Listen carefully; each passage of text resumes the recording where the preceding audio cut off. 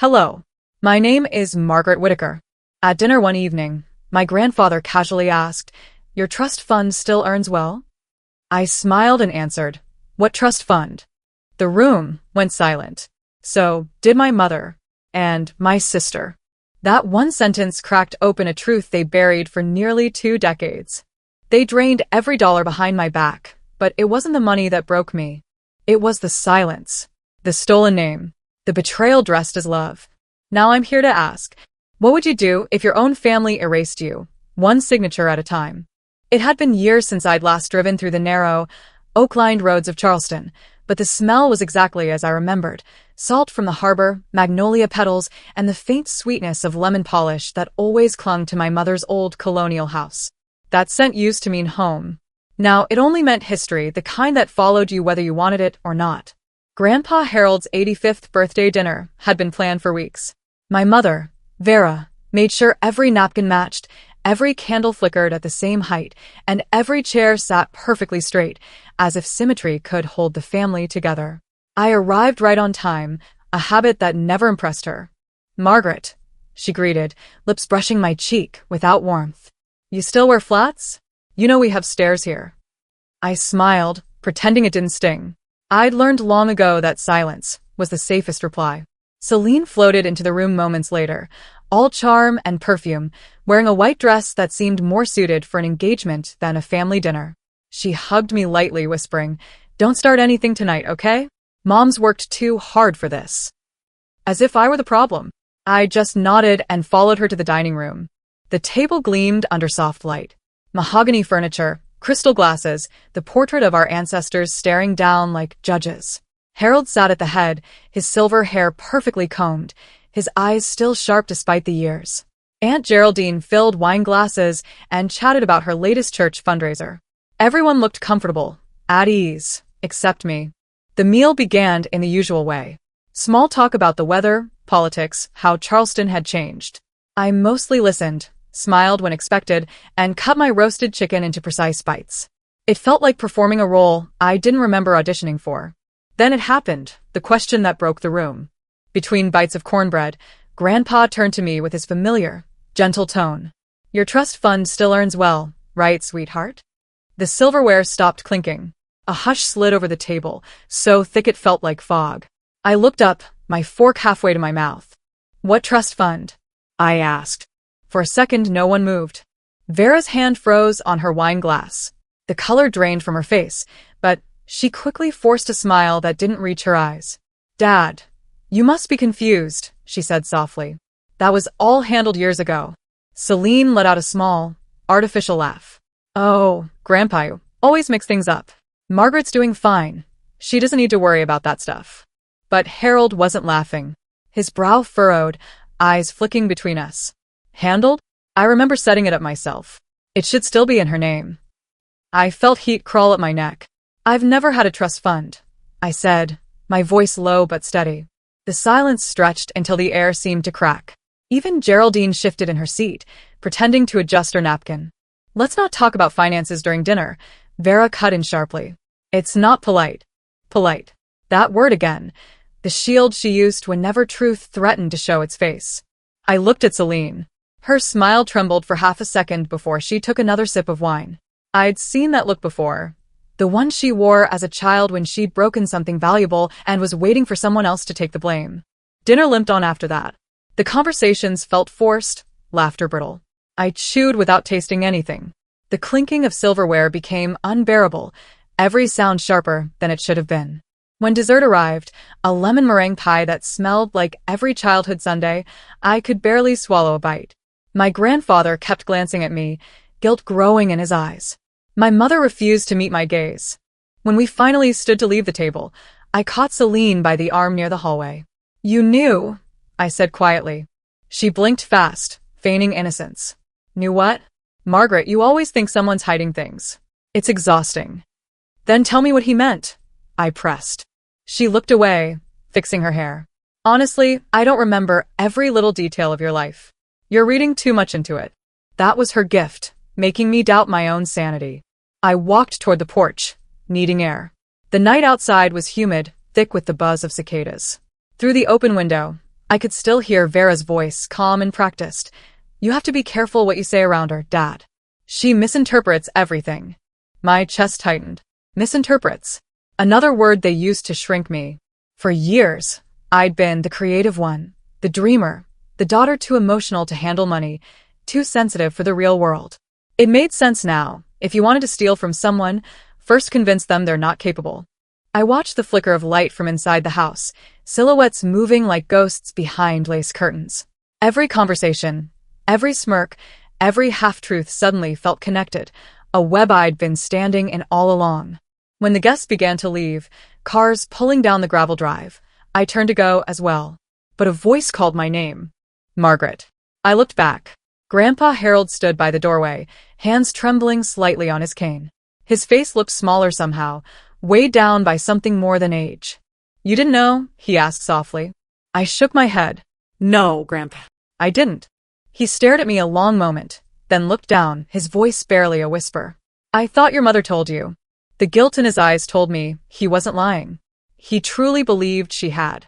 I wanted to say something, to ask how it was possible, to demand answers, but the words tangled in my throat.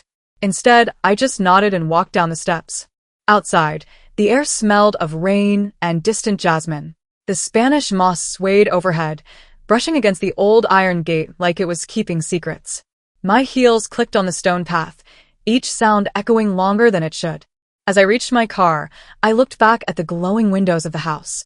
It stood beautiful and untouched, the kind of place strangers would envy, unaware that beneath the polished veneer lay decades of silence, deceit, and unspoken debts. I rested my hand on the car door and let out a breath I hadn't realized I was holding. My pulse steadied, my voice found its way back, not loud, but certain. If they'd built a story around my silence, then it was time I learned how to speak. The night after that dinner stretched out like a wound that refused to close. I lay awake in my childhood bedroom, listening to the familiar hum of cicadas and the occasional groan of old pipes in the walls, unable to stop the loop playing in my head. Grandpa's voice, his question, "Your trust fund still earns well?" And the way every utensil froze midair afterward. Like a spell had broken. Like truth had slipped out when no one meant it to. When dawn finally bled through the curtains, soft and golden, it found me wide-eyed and restless. The air was heavy, thick with humidity and something else, unease.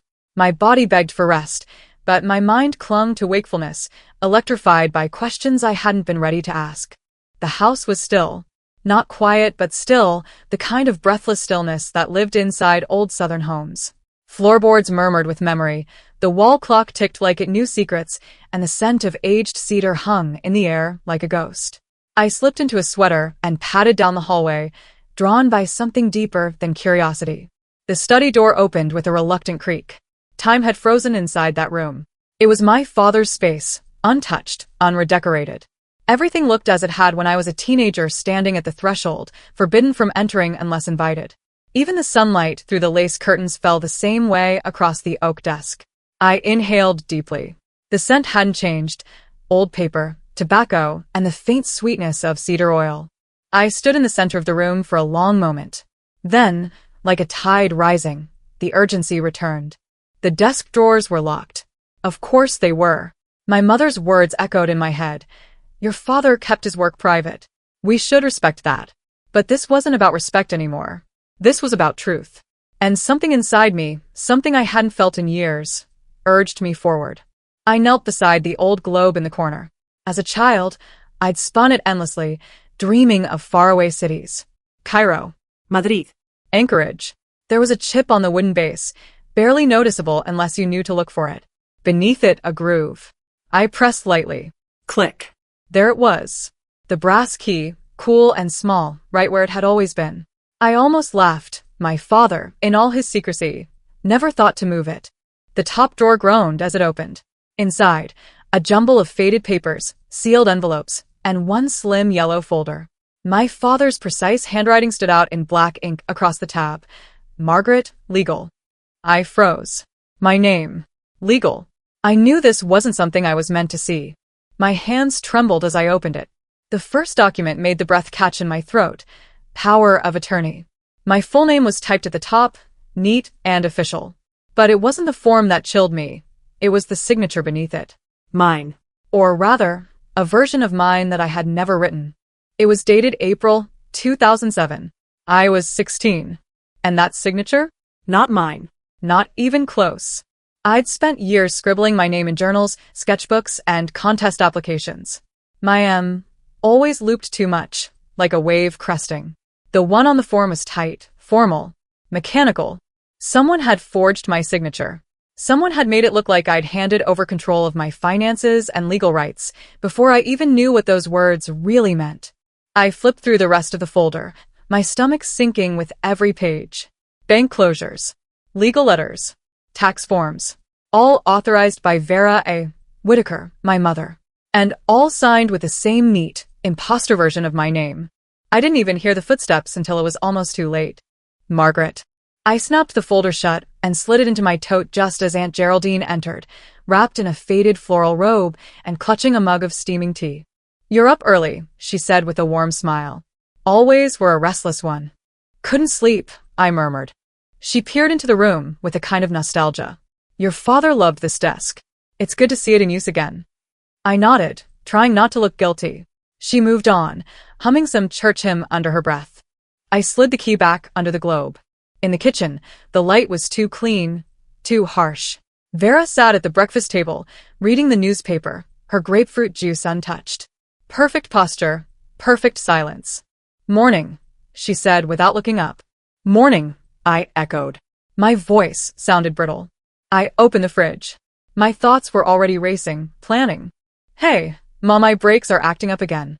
The mechanic said it'll be around 500. Can you help? Just for now. I'll pay you back." She didn't even flinch. "Margaret, you really need to learn to manage your finances. That's not pocket change." 500 was too much. But minutes later, her phone buzzed. I glanced down. A notification. $3,000 transferred to Celine, home renovation support. I didn't react. I just watched the screen go dark again. My throat burned, but I stayed silent. Back in the hallway, I passed the mirror near the coat rack. My reflection startled me. I looked worn, frayed, but under the exhaustion was something else. Steel. A quiet decision had taken root. I returned to the study, shut the door, and sat in the leather chair that still held my father's scent. I pulled out the folder again, studying the forged signature. Every line, every letter was a reminder. They had written me out of my own life. Made decisions I didn't agree to. Stole choices I should have had. I took out my phone and snapped photos of every page. The date, the law firm, the forged documents, evidence. I wasn't ready to confront her. Not yet. But I would be. From the hallway came the low murmur of Aunt Geraldine's voice. Margaret always was too dreamy. Never had much interest in practical things. Dreamy. Soft. Naive. That's how they dismissed me all these years. Easy to control. Easy to manipulate. I stepped into the hallway. "Morning, Aunt Geraldine." She jumped, laughed nervously. "Oh, you startled me." "Just talking to Linda about church budgets. Nothing important." I smiled. "Right." "Nothing important." When she turned the corner, I whispered, "That's what you all thought. That I'd never ask questions." The house seemed to tighten around me, every hallway a corridor of withheld truths. I slipped out the side door, sunlight sharp on my skin. My phone buzzed. "Celine, Mom said you were acting weird. You okay?" I stared at it, then typed, "Never better." I got into my car. The brakes squealed as I reversed out of the driveway. But I didn't care. I gripped the wheel tighter and didn't look back. Because for the first time, I knew where to start. I opened my eyes to a soft, humid morning. The sunlight filtered through the lace curtains, painting pale patterns on the hardwood floor. I sat up slowly, replaying last night's drive in my memory. The squealing brakes, the harsh realization. I had crossed a line, and now there was no turning back. I dressed quietly, slipping into the silk scarf grandmother once wore. It had that subtle jasmine scent, like memories of childhood singing on the porch. I stood by the window a moment, watching the dew drip from the magnolia branches, and thought, if I had held back, I would keep being invisible. But I didn't.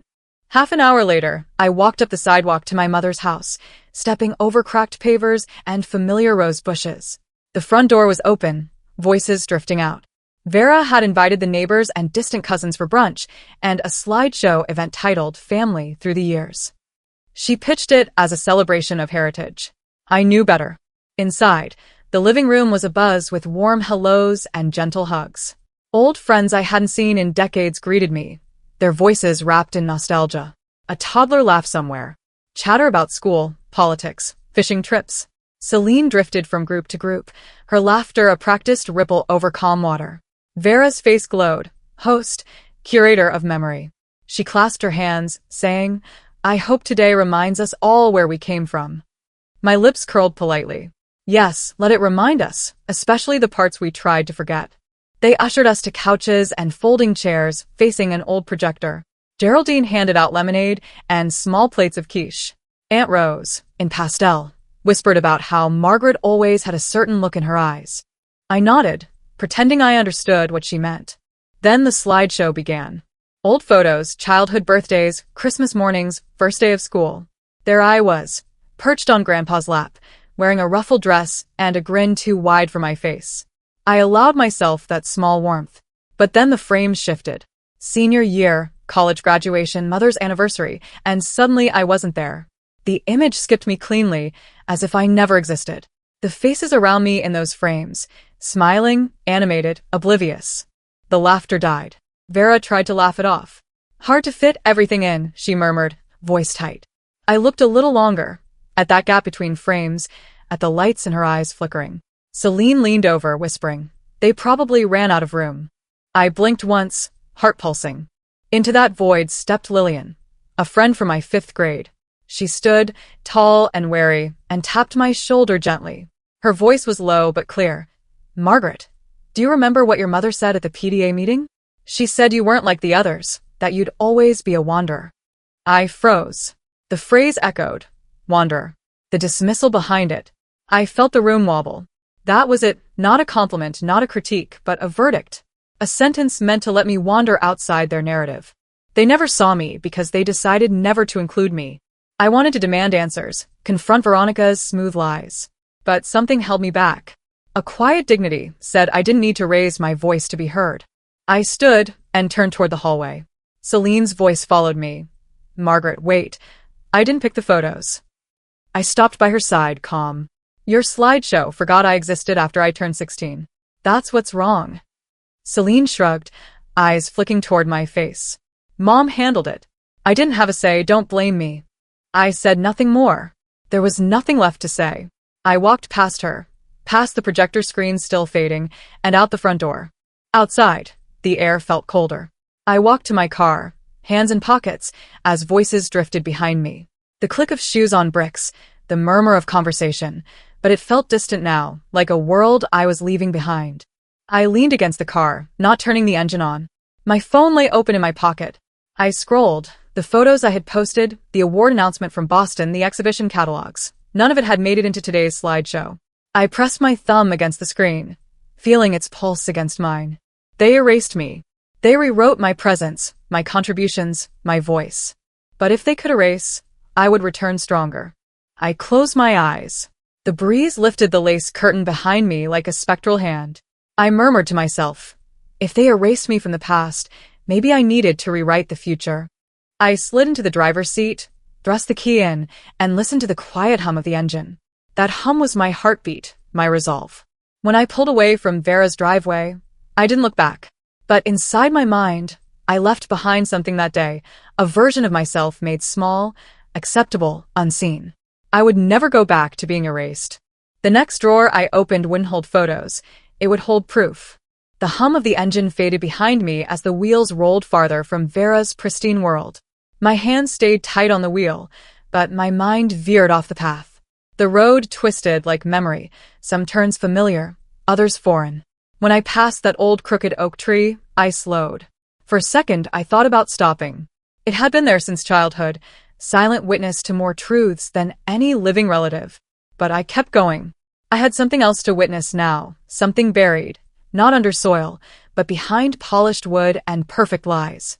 Later that same afternoon, I returned to Vera's driveway, not out of sentiment, but strategy. I wore no mask on my face, but the one in my voice was smooth. I had texted her, saying I needed to pick up some forgotten personal items, old sketches, prints, letters, things too unimportant to stir suspicion. She replied she'd be out shopping. That suited me just fine. When I stepped into the house, it greeted me not like a home but like a museum, curated, silent, haunted by curated love.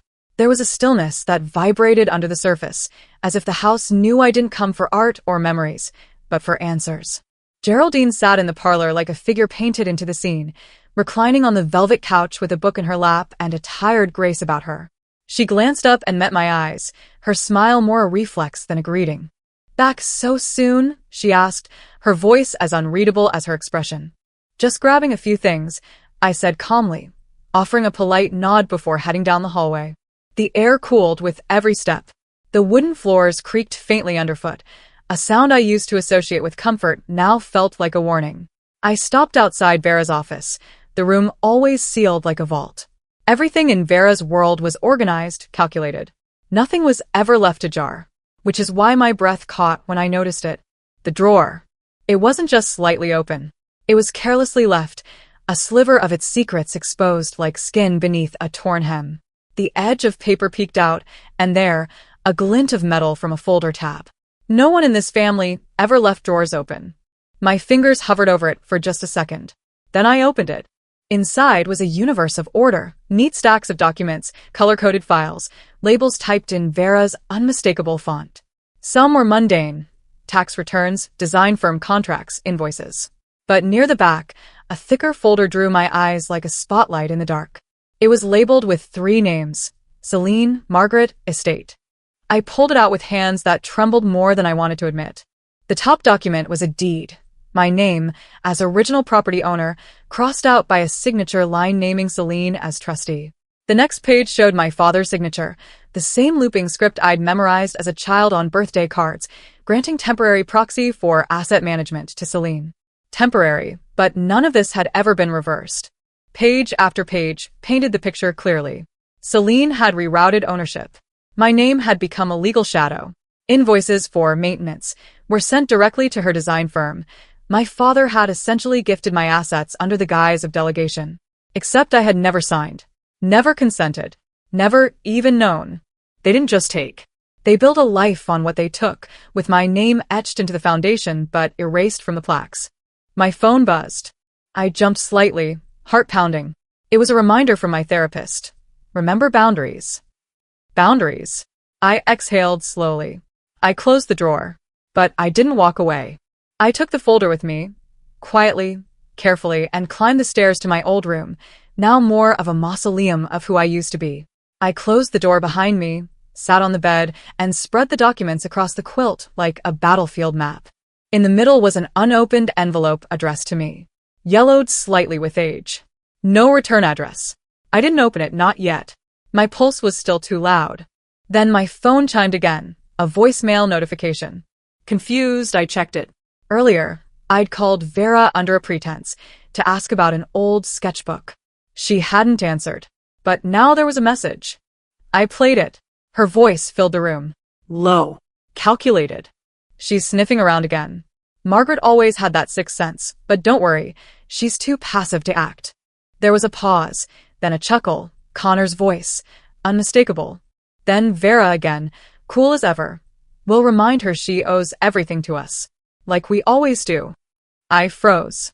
That sound, not just the words but the ease with which they said them, sliced deeper than any legal document ever could. I replayed it, again, and again, letting it etch into my spine, into my bones. I was done doubting, done waiting for permission to protect what was mine.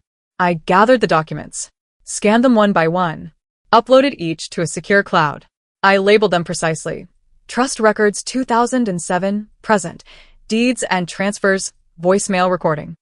I created one final folder, titled it, In Case I Disappear.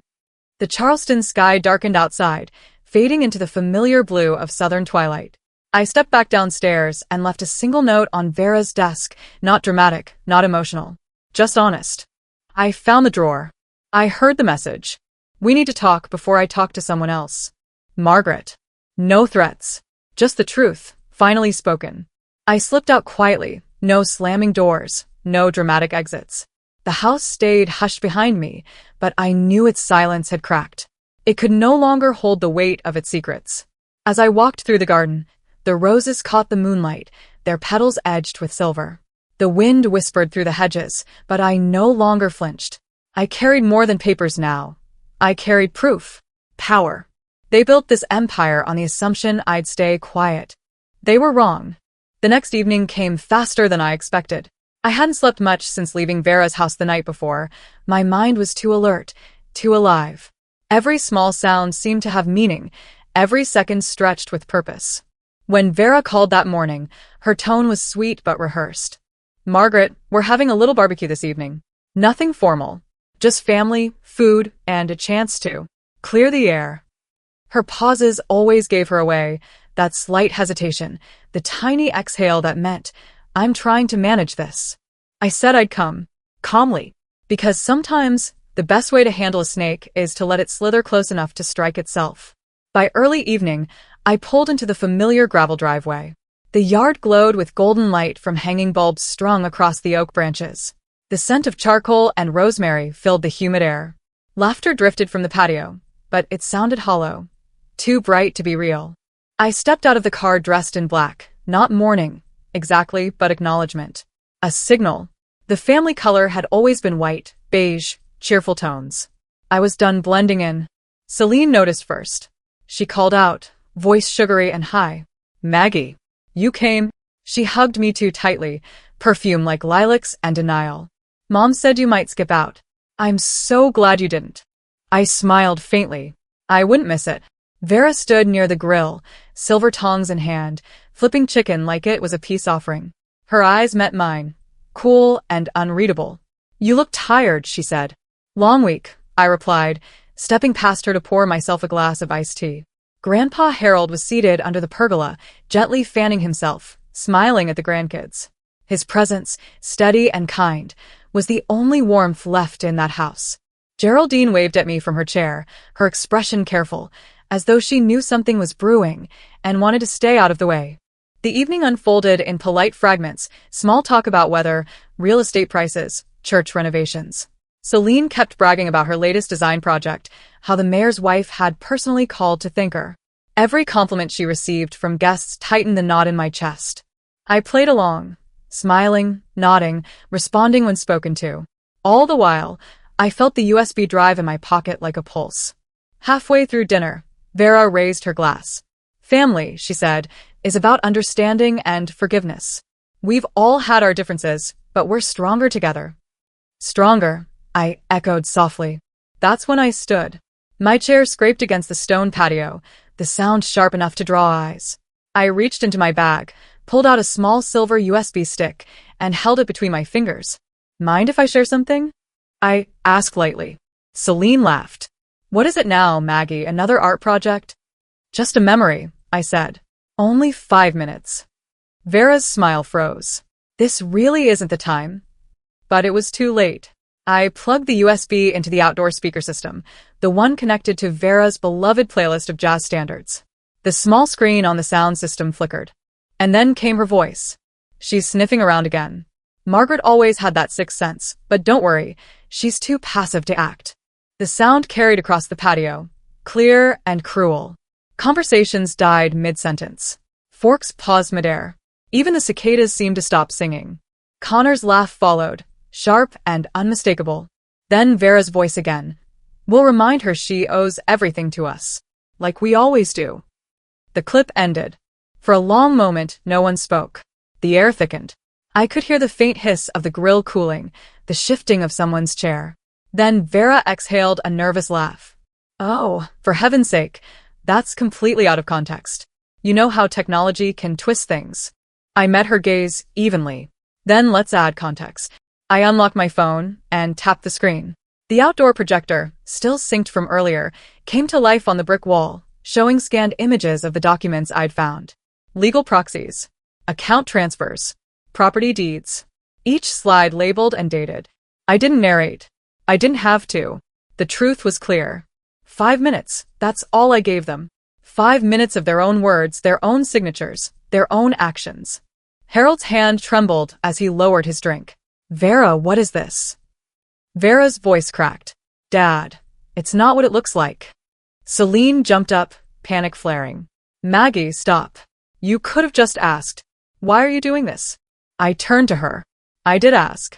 For 18 years. Nobody answered. She blinked rapidly, anger rising to mask guilt. You're bitter. That's your problem. Always playing victim. Maybe, I said. Or maybe I finally learned how to play your game. A low murmur rippled through the guests. Someone whispered, Lord, this is awkward. Another muttered, turn it off. I didn't. Vera's face tightened, that perfectly practiced composure cracking. You're embarrassing yourself, Margaret.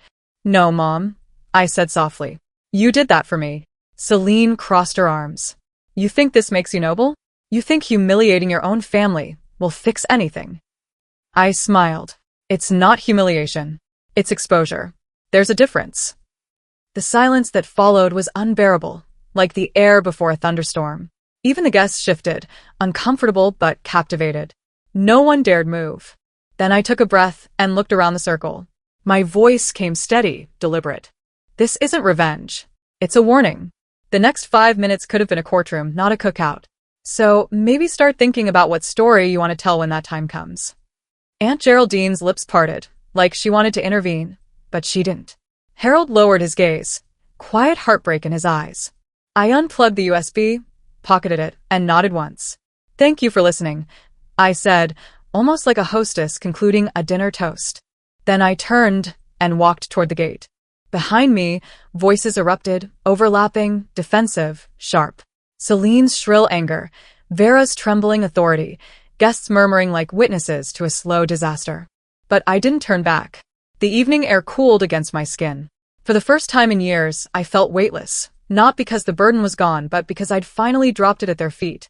As I reached the sidewalk, I heard Harold call softly after me, Margaret.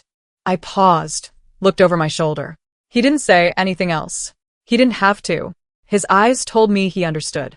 I smiled faintly, then kept walking. They thought I'd burned everything by pressing play. They had no idea that was just the matchstick. When I got home that night, the Charleston skyline shimmered like a memory blurred by tears. From my apartment window, the city lights bled into the fog, painting the air with a sleepy, golden haze. Below, the streets murmured in their usual rhythm, cars whispering by, distant laughter echoing off brick buildings. But in my chest, there was no such rhythm. Only a deep, electric stillness. I stood there for a while, hands pressed to the glass, trying to shake the image of Harold's face, softened with sadness, hardened with guilt. He had looked at me not like a brother-in-law, but like a man suddenly realizing his family had rotted from the inside out.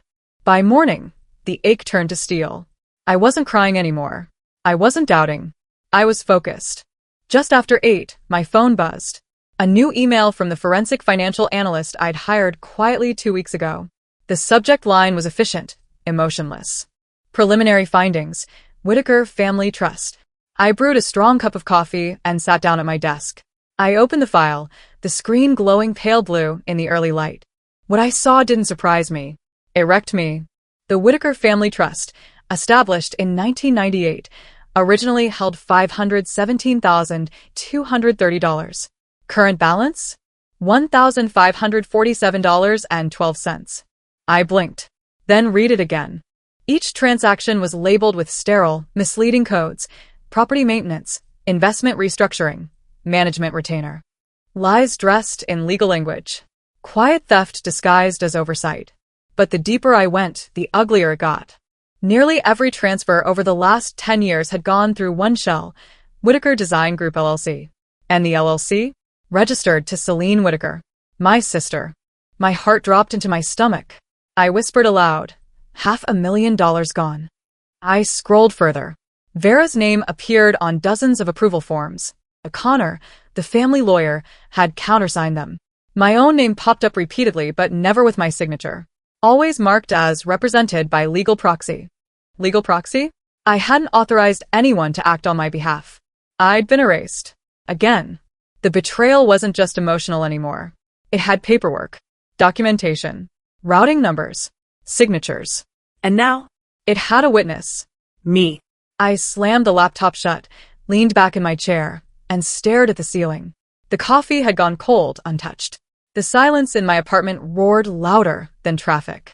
Then, around 2 in the afternoon, my phone buzzed again. Josh, check your email. You won't like it. Josh was an old college friend, brilliant, discreet, and currently working in cybersecurity. I'd asked him to help me investigate some strange Instagram accounts that had been promoting Celine as a heroic daughter caring for an ungrateful sister. The posts were strangely curated, even using family-only photos, some taken from inside Vera's house. Josh had found the source. Primary IP location, 1426 Colonial Drive, Charleston, South Carolina. Network owner, Vera Whitaker. My throat went dry. Not only had they drained the trust behind my back, but they were rewriting the family narrative online, casting me as the villain, publicly and quietly, in coordinated digital whispers. They even faked my silence, I said to the empty room. I didn't need to think about my next move. My body knew. I got dressed, printed the evidence, copied everything to a flash drive, and by sunset, I was in the car. I didn't text. I didn't knock. When I walked into Vera's house, the smell of roasted chicken hit me first. Through the dining room window, I'd seen them already seated. Vera, Celine, Harold. From the outside, it looked like a perfect family dinner. I stepped into that illusion and shattered it. Margaret, Vera said, startled, her napkin still in her lap. You could have called. I could have, I said, dropping my bag beside the table. But this needs to happen in person. Celine groaned. If this is another dramatic moment, I held up the flash drive. Let's call it a deposition. The room fell quiet. I walked to the TV and plugged it in. The first slide appeared, bold white text on a black background. Whitaker Family Trust, 1998 to 2025 misappropriation and digital defamation. I turned. $500,000. Drained. Every single transaction tied to Celine's company. Every one of them approved with Mom's signature. And mine? Forged. Vera's face tightened. You're twisting things. You don't understand the context. I clicked to the next slide. Here's the routing number. The shared account between you and Connor. The IP address where the fake Instagram accounts were created. Right here. From this house. Celine's face paled. She dropped her fork. You think I wouldn't trace it? I continued. The narrative you've been building? I have the screenshots. The metadata. The lies. Vera stood, voice cold. That's enough. This is my home. Sit down, mother. The words shocked the room into stillness. Vera didn't move. She looked at me like she didn't recognize me. Maybe she didn't. I reached into my bag and handed her an envelope. This revokes all financial powers granted in my name. From now on, everything, every penny, is overseen by an independent trustee. You are legally cut off. You don't have that power, she began. I do now, I said. The woman you thought would stay quiet? She's gone. Celine's chair scraped backward. You're going to tear this family apart. I met her gaze, steady. If this is what family means to you, maybe it needs to be torn. Nobody argued after that. Geraldine appeared in the hallway, drawn by the tension but unsure whether to speak. I left the flash drive on the table. It's all backed up. Don't bother trying to cover your tracks. As I stepped outside, the first drops of rain hit the pavement. I welcomed them. Later, I stood in my bathroom, staring at my reflection. I barely recognized the woman staring back, shoulders square, eyes sharp. I whispered, they thought I'd never notice. But I did. And now? They would never forget. The next morning dawned gray and heavy over Charleston, the kind of sky that seemed to press down on the city with quiet authority. I moved through the day like a shadow of myself, my body at work, but my mind nowhere near it. I answered emails, took calls, typed reports, but every mechanical action felt distant, meaningless. My thoughts kept circling back to everything I had stirred up. The confrontation. The cracks beginning to form in the foundation of lies my family had built. Something was coming. I could feel it. I just didn't know what shape it would take. I didn't expect it to be him. When I turned onto my street that evening, I saw a familiar shape sitting on the front steps of my apartment building. A figure hunched yet composed, a linen shirt tucked into trousers held up by worn suspenders, both hands resting on a polished cane.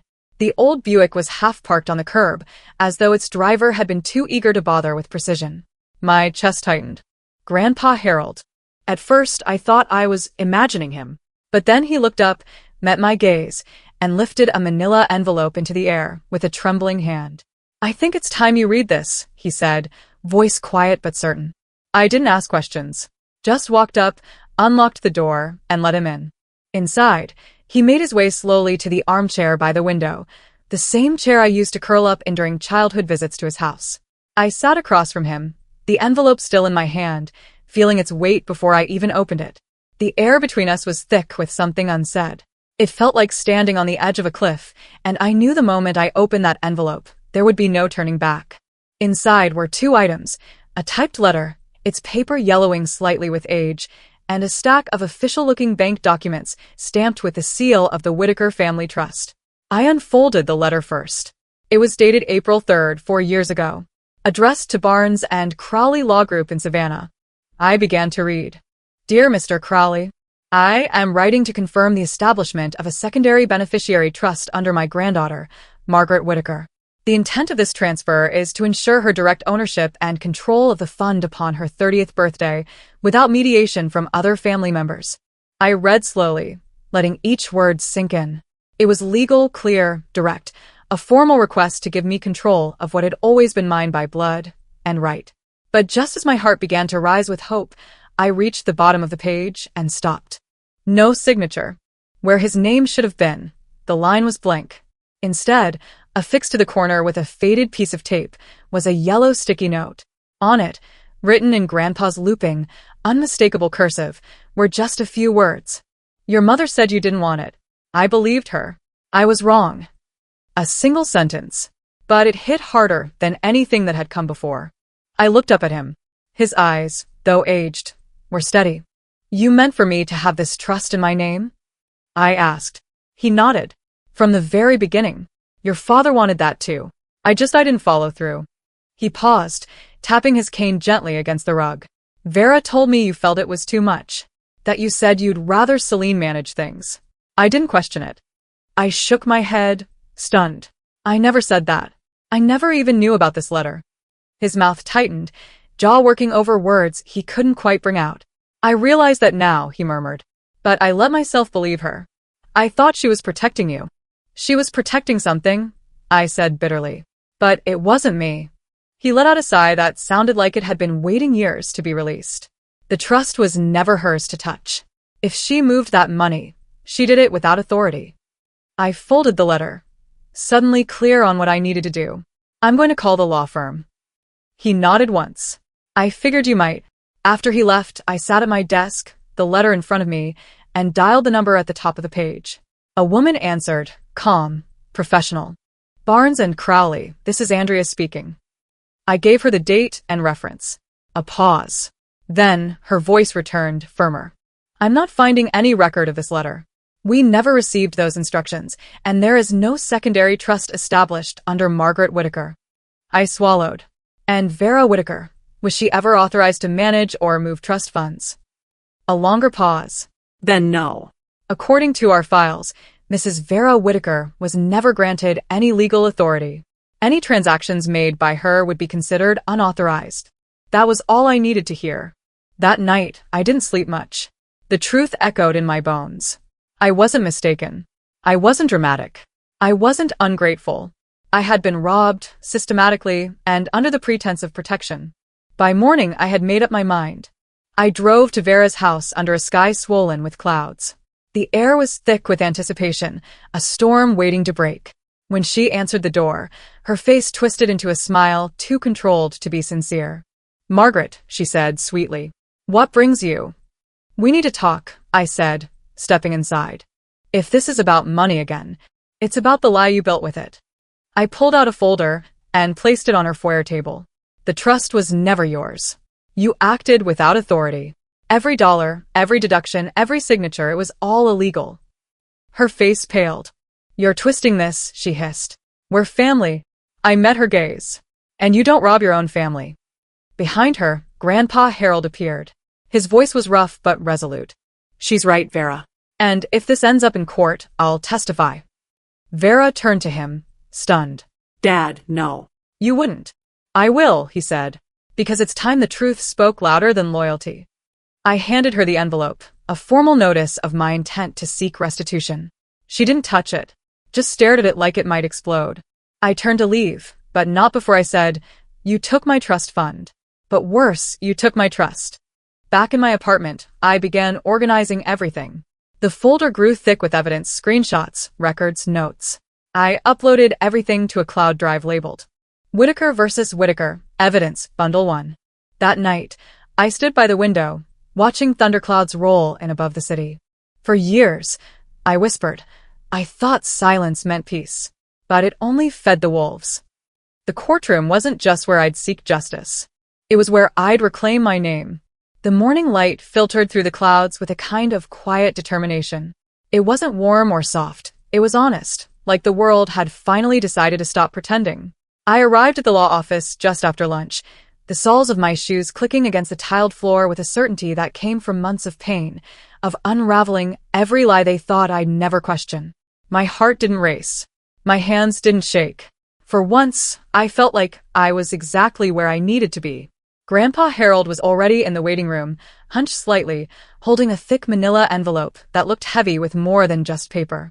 When he saw me, he stood slowly, his joints creaking, but his eyes were clear, filled with something new. Not guilt, not fear. Trust.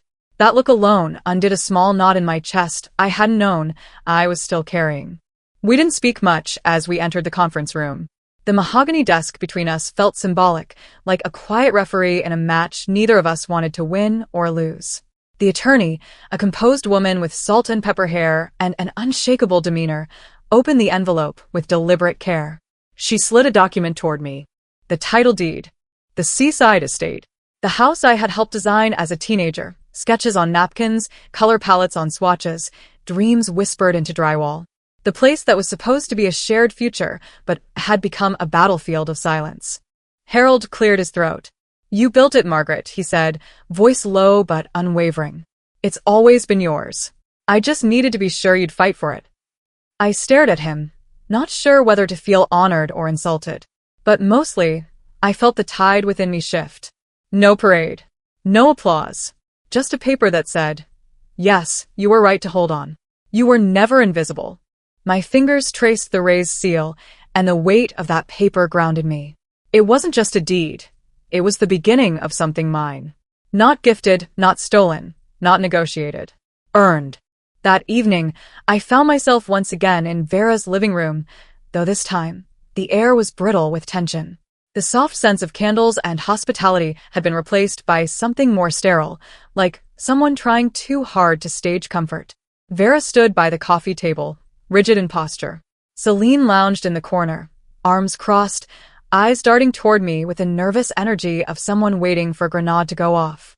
"Margaret," Vera said, her voice a careful balance between forced warmth and veiled threat. "This doesn't have to be antagonistic. We can still negotiate." I didn't sit. I pulled an envelope from my bag and placed it neatly on the table. It contained legal filings, notices of title transfer, documents dissolving shared property claims, and letters of notification that their access was revoked. It was my own declaration of independence, silent, but deafening. "I'm not taking you to court," I said evenly. "You're taking yourselves there." Celine laughed, short, sharp, performative. Bold words from someone who's never had to pay a price. "You think I haven't?" I replied. "You think silence wasn't a price?" Vera stepped closer, her expression cracking just slightly. "I made mistakes, but this is still my home, my life." "No, Vera," I said, eyes locked onto hers. "You didn't make mistakes. You made choices. Over and over again." Behind her, Harold stood in the doorway, silent but commanding. She turned toward him, seeking something, support, maybe salvation. "Dad, what is this?" He raised his hand slowly. "Let her speak." I took a breath. Let the years funnel into one final truth. "By the time you finish hating me," I said quietly, "I'll be too far to hear it."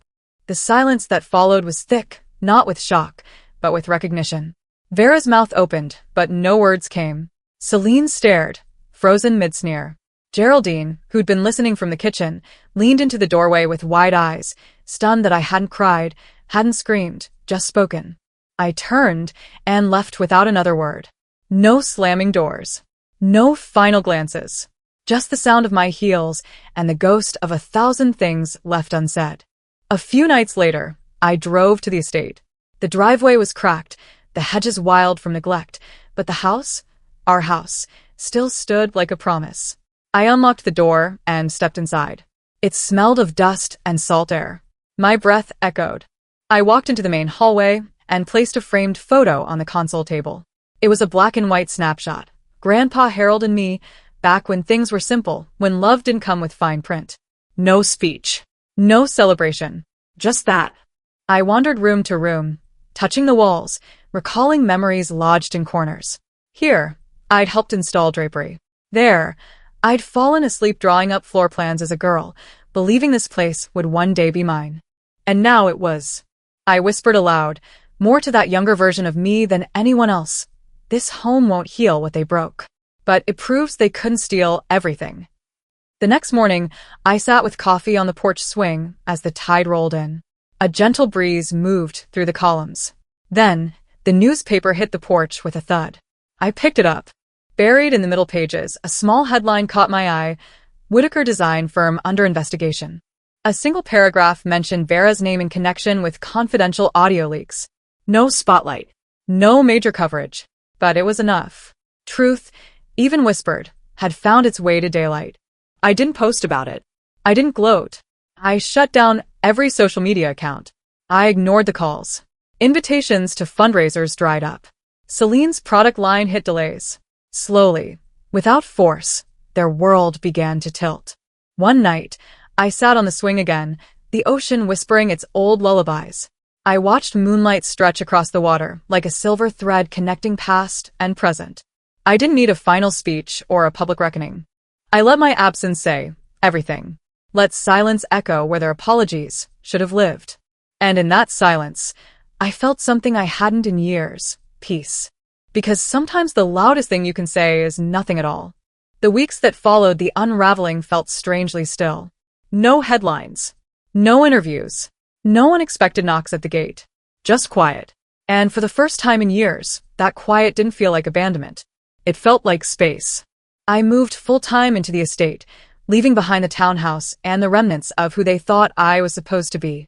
The air here smelled different, salter, more honest. The house, once silent and looming, now breathed with life. The gulls circled above like old sentinels, and the wind carried stories I wasn't afraid to hear anymore. Each morning, I made my coffee and walked barefoot along the worn stone path that curved around the gardens. I planted saltgrass and lavender myself, hands in the dirt, sun on my shoulders, reclaiming something not just from them, but for me. Some mornings, I talked to Grandpa Harold's old wind chime like he could still hear me. Time, they say, heals. But I never wanted healing. Healing implies something was broken inside me. What I wanted, what I fought for, was truth. To live in a space where I didn't have to shrink. To be known not through the lies they spun or the legacy they stole, but through the choices I made when no one was watching. I often found myself replaying that final evening on the porch, when I chose silence over spectacle.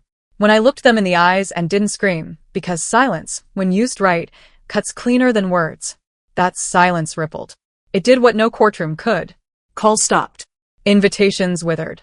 Their names became whispers in places where they once roared. A few months later, Grandpa Harold passed.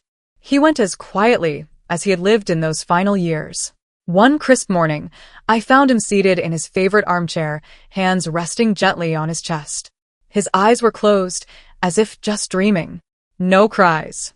No last words. Just a breath that never came again. I knelt beside him, held his hand, and felt the final stillness take root.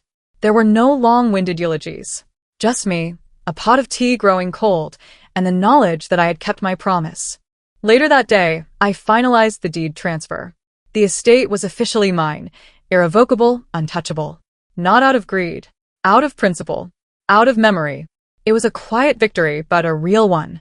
A ribbon tied not around the past, but around the truth. Sometimes I wonder about Vera. I see her name in glossy newsletters, tucked in the corners of fundraising events, a smile stretched too tight. She doesn't own the headlines anymore. Her portrait fades on the social pages, like a painting hung too long in the sun. And Celine? Last I heard, she'd left Charleston entirely. trying to rebrand herself somewhere fresh. But you can't build a new house if you carry termites in your suitcase. And she carried many. There were no lawsuits, no charges. The police never knocked. Justice never walked in wearing a robe. But that didn't mean justice never came. It just arrived differently. Quietly. In the way their reputations withered. In the way the rooms they once ruled emptied. In the way silence, the kind that they had weaponized, came back and swallowed them instead. I didn't chase revenge. I didn't light the match. I just stopped covering their tracks. And when people stopped looking at me through the lenses they had provided, they started seeing something different. They started seeing me. From the porch of my home, I began organizing community meetings. Whitaker Hall, the cultural center Grandpa and I once spoke of in hushed hopes, was finally under construction.